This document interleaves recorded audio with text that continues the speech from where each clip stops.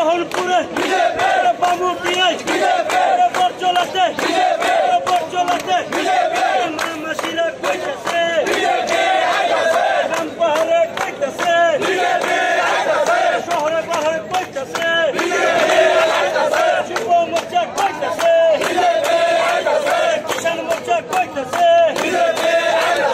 পশ্চিম আসনে কইতেছে আসন কইতেছে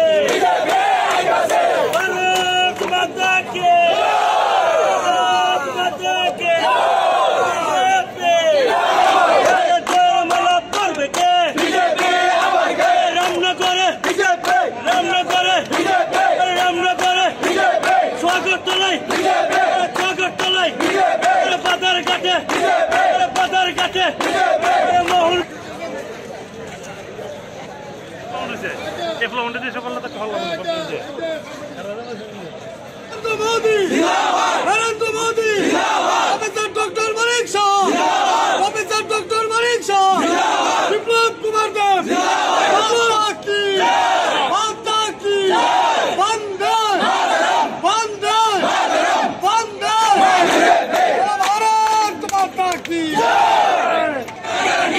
गारंटी है भाई गारंटी है मोदी जी गारंटी है गारंटी है भाई गारंटी है मोदी जी गारंटी है अरे भाई बहन का एक ही गारंटी भाई बहन का एक ही गारंटी युवाओं का एक ही गारंटी त्रिपुरा का एक ही गारंटी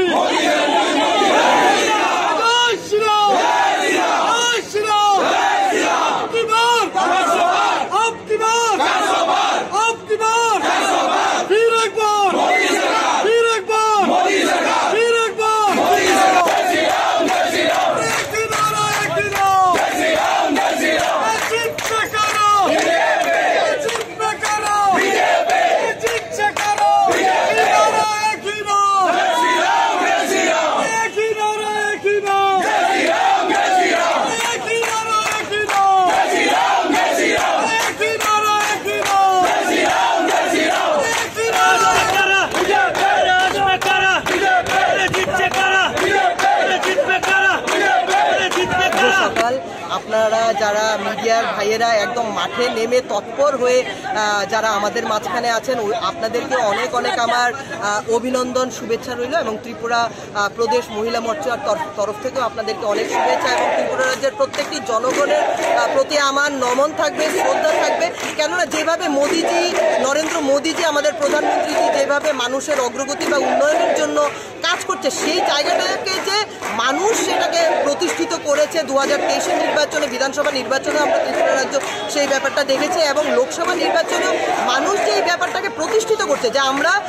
নরেন্দ্র মোদিজিকেই পুনরায়ভাবে প্রধানমন্ত্রীর আসনে পেতে চাই। কেননা উনি যেভাবে মানুষের জন্য চিন্তা করেছে, অর্থোদয় ব্যক্তিগুলোর জন্য চিন্তা করেছে, তো সেই জায়গাতে আমি বলবো ফলাফল পুরো জনগণের ওপরে। জনগণ নিশ্চয়ই ভারতীয় জনতা পার্টিকে এবং নরেন্দ্র মোদিজিকে নিজেদের হাত খুলে আশীর্বাদ দিয়েছে, বুক ভরে মায়েরা আশীর্বাদ করেছে। আবারও আমরা পুনরায়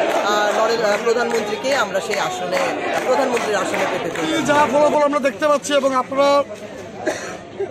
আপনাদের কাছে রিপোর্ট রয়েছে, আমরা জয় নিয়ে আশাবাদী। শুধু আজকে বলে না, আমরা 2014 সন থেকে আমাদের নরেন্দ্র মোদীজি দিন রাত অক্লান্ত যেভাবে পরিশ্রম করেছেন এই দেশের জনগণের জন্য, এবং আমাদের মাননীয় মুখ্যমন্ত্রী প্রফেসর ডক্টর মানিক শাহজি এই রাজ্যের জনগণের দিকে তাকিয়ে,